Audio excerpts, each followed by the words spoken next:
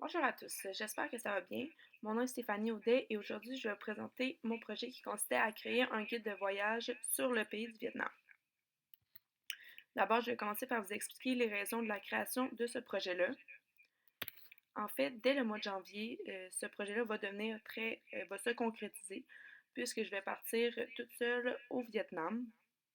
Donc, dans le but de ce travail-là, c'était de rendre l'utile à l'agréable et de créer un voyage qui allait vraiment être à mon image. C'est-à-dire que les activités allaient être ce que je voulais, les hébergements, vraiment tout ce que je désire faire.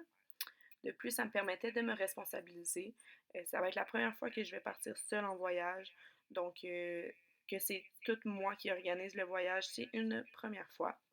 Et finalement, c'était d'être beaucoup plus confiante avant le départ parce que être plus prête et avoir conscience de ce qui s'en vient. Ensuite de ça, c'était d'en apprendre davantage sur le pays. J'avais jamais fait vraiment auparavant des recherches sur le pays du Vietnam, donc c'était simplement d'en apprendre plus. Et finalement, de donner le goût au voyage, non seulement à moi, mais aux autres personnes, aux autres voyageurs, de rendre ce projet-là peut-être ouvert aux autres pour qu'ils puissent avoir cet outil-là pour eux aussi. Pour ce qui est des grandes lignes de production, en fait, le projet consistait à créer un guide de voyage sur le Vietnam, comme je l'ai dit plus tôt. Ensuite de ça, c'était basé sur un budget personnel. Ce que je veux dire par là, c'est que c'est un budget assez restreint, un budget étudiant, donc que les coûts soient le plus moindre possible, mais toutefois en ne se limitant pas sur les activités. Ensuite de ça, les choses essentielles à voir du pays, comme dans quelle ville, voir des parcs, des mers, etc. Et ensuite, les activités et les hébergements qu'il y allait à avoir à faire dans ce projet-là. Ça va être présenté dans mon itinéraire de voyage. Pour ce qui est des concepts intégrés, j'ai inclus la sociologie, la géographie et l'économie. Pour ce qui est de la sociologie, il y a d'abord le concept de la culture. Il y a entre autres la religion, qui est le bouddhisme, que j'en parle dans mon projet, et la langue, donc ce qui est vraiment des éléments de base à savoir sur le pays. Ensuite de ça, pour la géographie, j'ai intégré le concept du climat. Puis comment j'explique le climat? J'explique que le climat peut varier il y a une variance entre les villes. Et aussi, j'explique le concept de saison des pluies en Asie, en fait, à quel moment de l'année il y a la saison des pluies, puis c'est ça. Et finalement, le concept de budget dans dans l'économie. Donc, un de mes buts qui était de créer un guide de voyage sur un budget personnel, comme je l'ai dit plus tôt. Donc, c'était un élément inévitable à intégrer. Pour le résumé de la démarche, comment je me suis pris?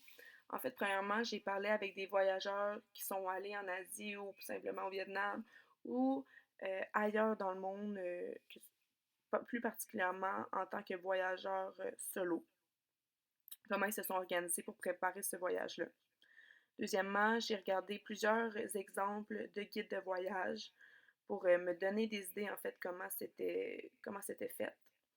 Troisièmement, j'ai cherché des activités et des hébergements qui me rejoignaient et savoir dans quelle ville que ces activités-là ou ces hébergements-là, ils sont pour faire un itinéraire logique. Puis j'ai basé ça, mes hébergements, sur plusieurs critères comme la piscine, s'il y a une piscine, s'il y a le déjeuner d'inclus, si c'est situé près du centre-ville. Puis les activités, c'est ça, c'était vraiment selon ce que j'aime, des musées, des excursions en bateau, des visites de parcs nationaux, toutes sortes d'activités. Quatrièmement, j'ai pensé à la structure du texte pour une logistique des éléments. Donc, où j'allais placer mes activités et mes hébergements, ensuite de ça, mes connaissances du pays, pour que tout se suive, c'est ça, d'un ordre logique. Et finalement, j'ai commencé à écrire mon guide de voyage.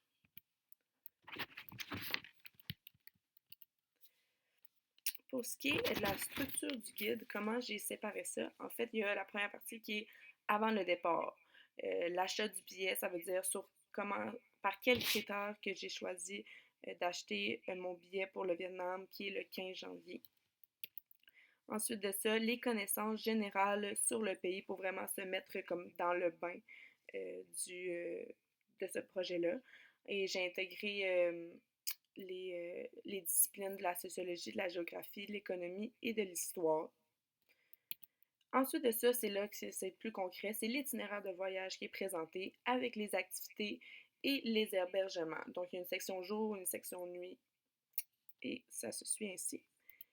Quatrièmement, j'ai créé une section des astuces de voyage pour voyager en tant que jeune femme solo.